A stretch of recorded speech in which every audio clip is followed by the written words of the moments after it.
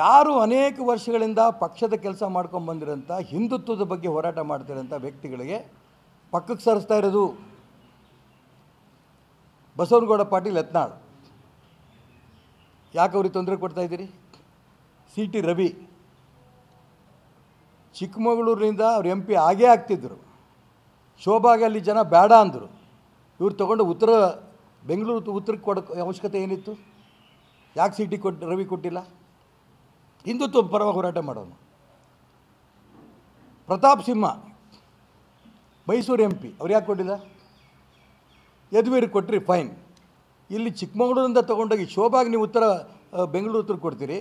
ಅದೇ ರೀತಿ ಪ್ರತಾಪ್ ಸಿಂಹಗೆ ಯಾಕೆ ಕೊಡಲಿಲ್ಲ? ಬೇರೆ ಕಡೆ ಕೊಡ್ಬೋದಿತ್ತಲ್ಲ.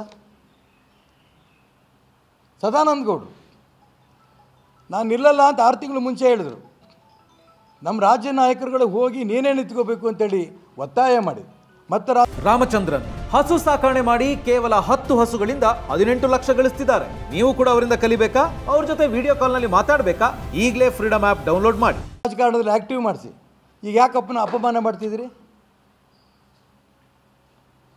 ಹಾಗಾಗಿ ಭಾರತೀಯ ಜನತಾ ಪಾರ್ಟಿಯ ನಾಯಕರುಗಳು ಯಾರಿದ್ದಾರೆ, ಹಿಂದುತ್ವದ ಹೋರಾಟಗಾರರಿದ್ದಾರೆ, ಅವರಷ್ಟು ಜನಕ್ಕೆ ಪಕ್ಕಕ್ಕೆ ಸರಿಸ್ತಾ ಇದ್ದಾರಲ್ಲ, ಇದನ್ನು ಶಿವಮೊಗ್ಗ ಕ್ಷೇತ್ರದ ಜನ ಒಪ್ಪಲ್ಲ.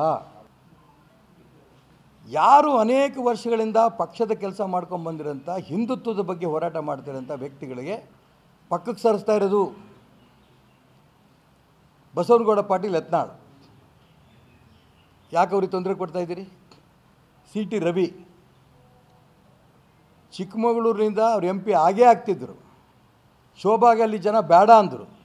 ಇವ್ರು ತೊಗೊಂಡು ಬೆಂಗಳೂರು ಉತ್ತರಕ್ಕೆ ಕೊಡೋ ಅವಶ್ಯಕತೆ ಏನಿತ್ತು? ಯಾಕೆ ಸಿ ಟಿ ರವಿ ಕೊಟ್ಟಿಲ್ಲ? ಹಿಂದುತ್ವ ಪರವಾಗಿ ಹೋರಾಟ ಮಾಡೋನು. ಪ್ರತಾಪ್ ಸಿಂಹ ಮೈಸೂರು MP ಅವ್ರು ಯಾಕೆ ಕೊಟ್ಟಿಲ್ಲ?